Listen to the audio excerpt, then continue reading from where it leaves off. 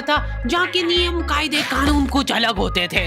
इस जेल के कैदी डेली अपने घर से बस्ता टांग के यहाँ पे आते हैं दिहाड़ी करने। कई माँ बाप उनके बच्चों को खुद इस जेल में फेंक के जाते हैं ताकि उनका बच्चा जिंदगी में एक सक्सेसफुल दिहाड़ बन सके। दरिंदे रोक दे बच्चा। मैं अपनी दिहाड़ी करने वैन से जाता था। हमारी वैन वाले ड्राइवर का नाम था भैया जी और उसकी वैन का नाम था मैजिक, जिसका हर दूसरे दिन टायर पंचर हो जाता था। बच्चे लोग स्कूल जाके पढ़ना सीखे ना सीखे टायर पंचर बनाना जरूर सीख जाते थे। लेकिन भैया जी से मेरा अलग अटैचमेंट था। उनसे मेरे को दिल से नफरत थी। ये आदमी सुबह 5 बजे आके मेरे घर के सामने हॉर्न बजाता था। अरे भैयू, ओए भैयू, जल्दी से तैयार हो जा बेटा, 5 मिनट में निकलना है फटाफट। 9 बजे का स्कूल है यार हमारा। लेकिन ये आदमी सुबह सबसे पहले आके मेरे को लेता था।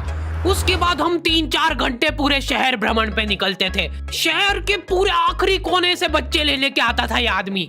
जहाँ पे वैन जा भी नहीं सकती उधर कूदा कूदा के ले जाता था ये, और फिर टायर पंचर हो जाते थे। शाम पड़े वापस से हमको घर घर छोड़ के आता था ये। जिंदगी बर्बाद कर दी थी भैया जी ने मेरी। सबसे पहले लेते थे और सबसे आखिर में छोड़ते थे। लेकिन मैं फिर भी उसी वैन में जाता था क्योंकि चमेली भी हमारी वैन में ही आती थी। और बात यह है कि वो मेरे पास ही बैठती थी, मतलब मजबूरन। उसके पास और कोई ऑप्शन ही नहीं बचता था और मैं बचाता भी नहीं था। मैं घर पे जाते से जो 2-3 घंटे मेरे को सोने के लिए मिलते थे उसमें सोता नहीं था और मैं प्लानिंग करता था कि कैसे चमेली सिर्फ मेरे पास बैठे। चमेली सबसे आखिर में आती थी और मैं सबसे पहले सुनसान वैन में चढ़ के बस्ता अपने पास में रख के और फसर के सो जाता था। बाकी सारे बच्चे अपना बस्ता गोदी में रखते थे क्योंकि तुम्हारे बाप की वैन नहीं है, मतलब मेरे भी नहीं थी, पर मेरे ऊपर भैया जी को तरस आ जाता था कि बेचारा 5 बजे से आया है, तो वो सोने देते थे। अरे कैसे चला रहा है ये गाड़ी? रुक जा, गाड़ी चलाना नहीं आती क्या? देखो, आदमी इतना तभी चिढ़ता है जब उसकी जिंदगी में कोई लड़की ना हो। नहीं है ना? नहीं, मैं समझ सकता हूँ लड़की ना होने का दुख दर्द। मैं भी किसी जमाने में लड़कियों की तलाश में गली मोहल्ले भटकता था। फिर एक दिन मेरे पास से वो निकली। जैसे ही मैंने हैपन खोल के देखा उसकी आईडी मेरे फोन पे चमक रही थी। हैपन ये एक रियल लाइफ डेटिंग ऐप है। यहाँ पे तुमको वो लोग मिलेंगे जो तुम्हारे आस पड़ोस से निकले हो कभी ना कभी। 100 किलोमीटर दूर रहने वाले लोगों से बात करके फायदा ही क्या जब तुम मिल ही ना पाओ। और अगर तुम्हारी घिनौनी शक्ल देख के यहाँ पे तुमसे कोई प्यार मोहब्बत नहीं भी करता है तो तुम फ्रेंडशिप तो कर ही सकते हो फिर भी। So go and check it out happen, link is in the description. लेकिन मैं सोता नहीं था, मैं आंख बंद करके चमेली के घर का इंतजार करता था। तो क्योंकि चमेली आखिरी में आती थी तो वैन पूरी पैक पुक हो रखी होती थी, बच्चे बाहर उबल रहे होते थे और मैं अपना बस्ता पास में रख के एक्टिंग देखो एक्टिंग।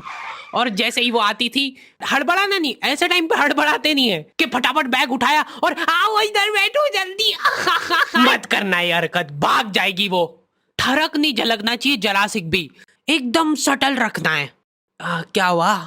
और कहीं जगह नहीं है क्या? तेरे मुंह में मूत दूंगा मैं। अच्छा ठीक है, इधर ही बैठ जाओ। देख रहे हो एक्टिंग, देखो तुम लौंडे की। ना जाने कौन सी नशीली खट्टी मीठी खुशबू लगा के आती थी चमेली। आज तक उसकी खुशबू है मेरी नाक में। मैं वो खुशबू का पूरा मजा ले ही रहा होता हूँ, इतने में एकदम भभका बास आती है जनेका से। जैसे ही मैं बाहर झांकता हूँ, मरा हुआ कुत्ता पड़ा है वहां पे। एक काली कार सूख करके निकली और मेरे बच्चे को मार दिया। कैसे करके निकली? शूक। ऐसे नहीं निकली थी, मैं यहीं पे खड़ा था, वो कार आई थी और जैसे ही वो बच्चा नीचे आया तब वो खड़ा, वो बच्चा चिल्लाया और फिर कार शूक करके भाग गई। उधर कुछ बच्चे ऑटो रिक्शा से भी आते थे स्कूल। ऐसा लगता था कि पूरे स्कूल के बच्चे इस एक ऑटो रिक्शा में ठूस ठूस के ले जाता है वो। ये ऑटो वाले और भैया जी दोस्त थे और अब ये बीच सड़क पे रेसिंग लगवा रहे हैं। इनकी गाड़ियां उबला रही है बच्चों से, फिर भी नहीं मान रहे ये लोग। नहीं जीतूंगा। स्कूल जाके वो पीछे मुलट के देख रहा है तो एक बच्चा नहीं बचा उसके ऑटो रिक्शा में।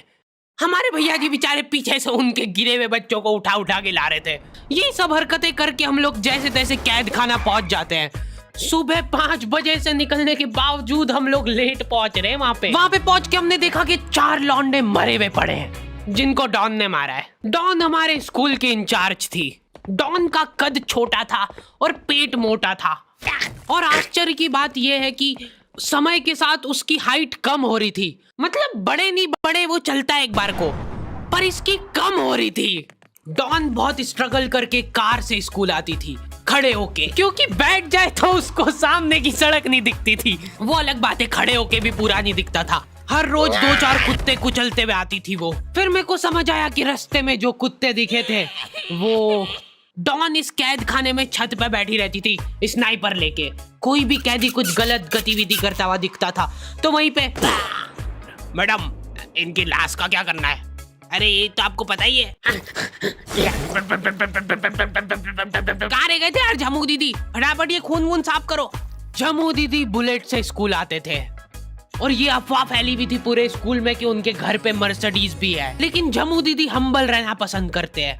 ऐसा कहा जाता था कि ये स्कूल ऑन पेपर झमू दीदी के नाम पे ही है, पर वो हम्बल रहने के लिए यहाँ पे झाड़ू पोछा लगाती है। वैसे मैडम इन्होंने करा क्या था? गैर कानूनी पेन फाइट का सट्टा खेलते थे ये लोग क्लास में। उससे मेरे को प्रॉब्लम नहीं है, मेरे को क्यों नहीं? हाँ, हमारी क्लास में पेन फाइट का सट्टा चलता था। हमारे इधर जो लौंडा पेन फाइट में जीतता था, सामने वाले का पेन उसका हो जाता था। कुछ बच्चे अपना सब कुछ दांव पे लगा देते थे और कर्जे में डूब जाते थे। फिर भी वो लोग हार नहीं मानते थे और अपने दोस्त से पेन उधार लेके खेलते थे और वापस हार जाते थे। तो अब क्लास में कुछ बच्चों के पास पोटला भर के पेन पड़ा है और कुछ बच्चों के पास पेन ही नहीं है। पेन इस कैद खाने की करेंसी थी। जिसके पास जितने महंगे पेन वो उतना रईस। यहाँ पे ब्लैक में पेन इधर उधर होते थे। नॉर्मल लोगों के पास होते थे 5 रुपए वाले जीफी जेल, जो कि तुम एक पन्ने पे लिखोगे तो पीछे 10 पन्ने तक छप जाएगा। और उनसे भी गए बीते लोग होते थे जो 3 रुपए वाला यूज एंड थ्रो लेके आते थे और उससे भी उनकी अच्छी राइटिंग आ जाती थी। बहुत चिढ़ मचती थी यार मैं कौन से। और कुछ चुनिंदा रईस लोग होते थे जिनके पास होता था ट्राइमैक्स। हर बच्चे का सपना होता था कि उसके पास एक ट्राइमैक्स हो, साथ में आसपास 2-4 लड़कियां हो। प्लीज मेरे को यहाँ पे ऑटोग्राफ दे दो। ये लो ट्राइमैक्स किंग के। ये ट्राइमैक्स क्या बात कर रही है? सही में एकदम रईस लोग ही अफोर्ड कर पाते थे ट्राइमैक्स। वो बाबड़े भी एक एक अक्षर लिख के रिफिल खोल के देखते थे। खाली हो रही है तो एक बार एक रईस बच्चे का ट्राइमैक्स चोरी हो गया। पूरे स्कूल में हाहू मच गई थी।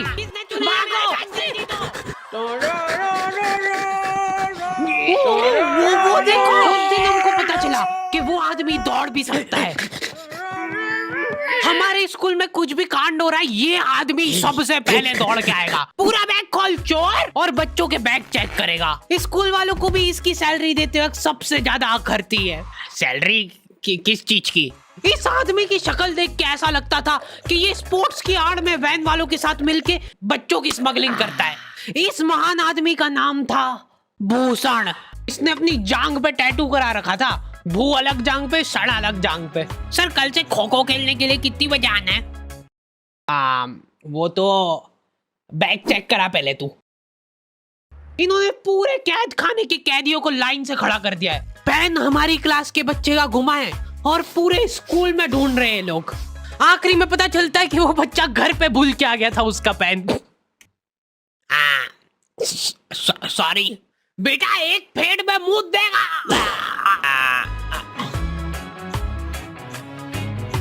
ऐसे तो नमूने बच्चे थे हमारे स्कूल में, और टीचर लोग उनसे भी गए बीते थे।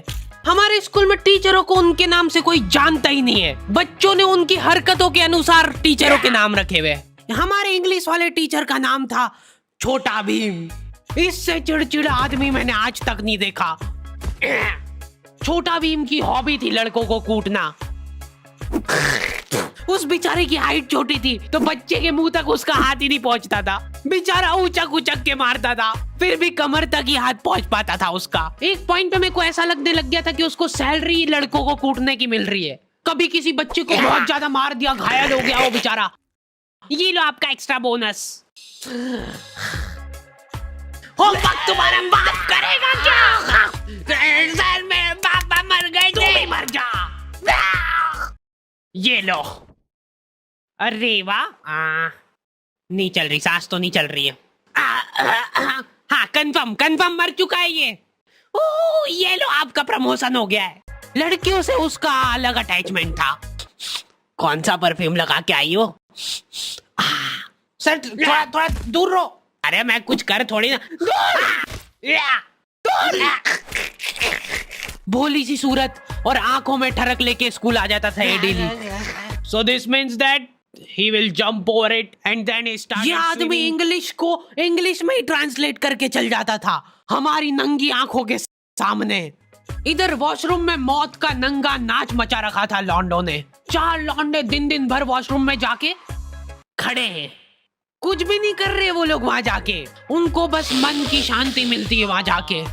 अगले दिन उन चारों ने प्लानिंग करी कुछ तो प्रोडक्टिव करते यार वहां जाके। अगले दिन वो सब पानी की बोतल लेके गए। अब वो पानी पी पी के हाथों हाथ मूत रहे हैं। और ये टीचर लोगों को प्रॉब्लम क्या है, बच्चे अगर वॉशरूम जा रहे हैं तो एक गया है तो अभी दूसरा नहीं जा सकता है। क्यों?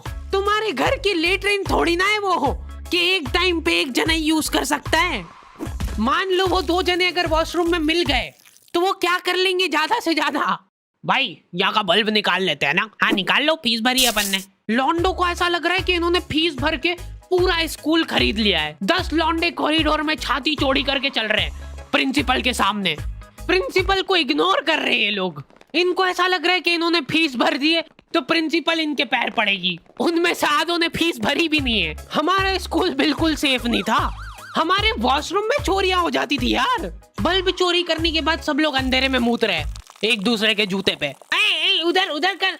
उसके बाद पूरे वॉशरूम में कुछ दिख नहीं रहा है चोरी करने का। तो ये लोग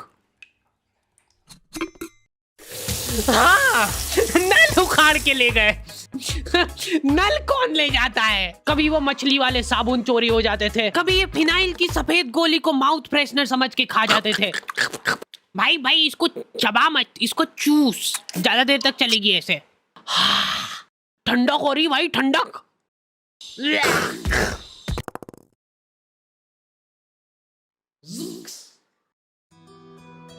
ओके तो द एंड हो चुका।